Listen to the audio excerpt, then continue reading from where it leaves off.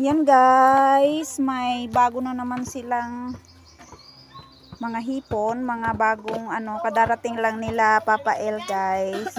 Naglimas na naman sila. Yan, at marami sila. At ayan ha, hahatiin na guys. Yan, ang dami diba? Yan ang mga nalimas nila guys. Naglimas sila ngayong araw. Yan si Papa El oh. Malaki. Oh yan, malalaki ang mga hipon nila. Oh, tingnan mo guys. Oh, Simpleng ulam. Ano yan? Sobrang 1 kilo ron pang no. Mga 2 kilos. Hahatiin sa dalawa. Yan, hatiin nila guys. Oh, ang lalaki oh. Yan, ganyan ang paghati. Ganyan ang paghati. Guys, ayan.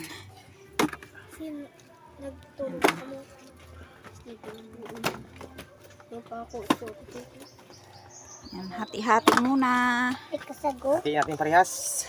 Para parehas na malalaki, parehas na maliliit, parehas ang hati. Kakamang pa yung iba oh. Tungunaw na naman. Bang dami. Kaysa kahapon guys, yung kahapon. Yan, mas madami ngayon. Uga pa no? Sa bagay, dalawa naman kasi sila ngayon.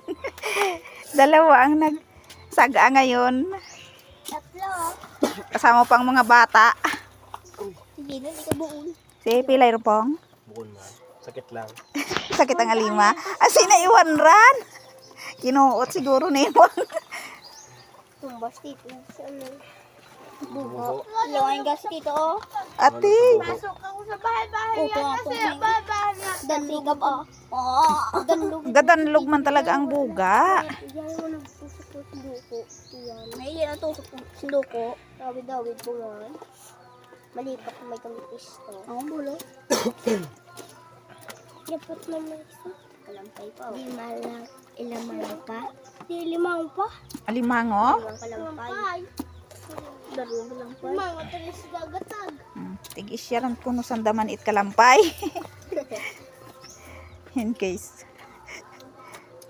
Oh, di ba? May libre na namang ulam. Yan ang Kuya El, oh, nakikisaw-saw din, oh. Yan, oh. Diba? Mga maliliit na ang natira. Yan ang yan ang na, oh, nahati. Yan ang kabila. Hatiin parehas. Hatiin parehas. Sakit man talaga ka na rin. Oh, iligay mo yan. To, hindi yan mahati. Ay, puts, di ba? Group to. Naglaro pa. Akin si 2x1 ka na. Si 2. Bigyan niya siya. Tangang sa plastic na kay Tito. 2x2 to ako eh. Bala sa tito mo bagtungan na. 2x1. Siya lang ako ang kulaban nito. May gataan roman si Bala to sa plastic sa to ito sa flashlight. may ran, may gataan roman si Nini. Sabuan ako sa daan. Sniper lang at shotgun. Bulaga ulan mo sa musini. Shotgun. Ay, blue shot. Dalawa sanda. Ay, hamak lang to. Ano to pa? May dalawang ito. Oh, dili. Kalab. Eh, abirtin lang rin dyan. Mga dako kalion. Ang kalabat. Palibalan ay Yan. Yan, nahati na. Nahati na ang at yan ang amin lulutuin. Yan guys, oh, diba? Ang lalaki. Yan, ang hati. Kuya, ayusin mo. Ha? Sunod pa na ako ng kaya higot. Din. Ito sa sipi. Higot it. Ya. Ting hukas pa na ako ng limtan pagkabit. Ay, sos. Oto. Sige lang. Sige. Natin, minis. Yan, linisan na guys yung mga hipon. Yan dahil nahati na. Yan o. Walang abs na. Diba? Tito Jason, goit eh. Yan, lagay na sa Tito balde. Jason. Ulam na naman. Goit. Libre na namang ulam. Dahil masipag ang aming Papa El. Yan o. Yan. Yun pa, may nagpisik. Yun o, yun. Diba guys? Marami na namang ulam. Libre. Libre na naman ngayon ang ulam. Kahapon, hipon din. Yung sinagaan ni Papa kahapon. At ngayon, dalawa naman sila ng asawa ng pinsan ko. Yan, naman sila. Yan. Yan guys. Ano natin yan pa? Sa bagid ulit? Na lang. Sige. Walang ano. Isangag na lang daw guys kasi para hindi mapanis agad. Kasi marami yan oh. Pwedeng igataan yan kung gusto. Kung anong maisipan na iluto. Basta isangag muna.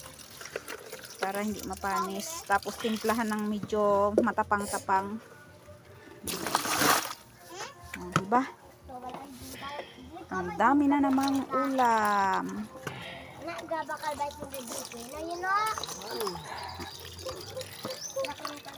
Yan, pag walang trabaho kasi si Papa El, yan, naghahanap ng ulam sa ilog. Pag hindi nangingilaw sa gabi, naglilimas sa araw. Yan. Ayan o, hindi naman sila nasiro ngayon.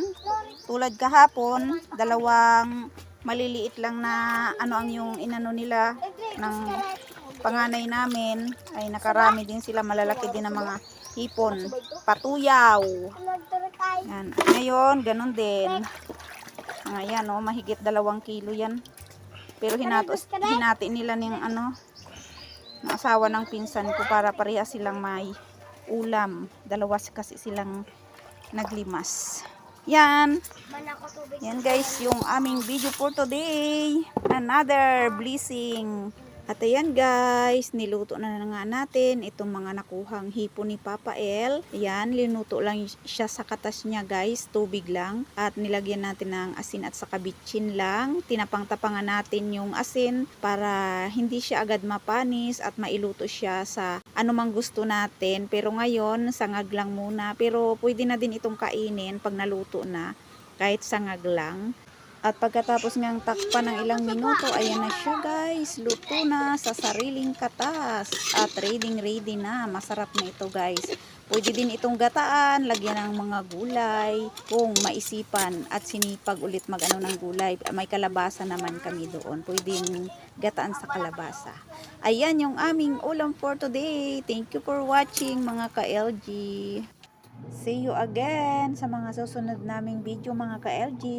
At yan, at kung nag-enjoy kayo dito sa aming video for today, like and comment lang mga ka-LG.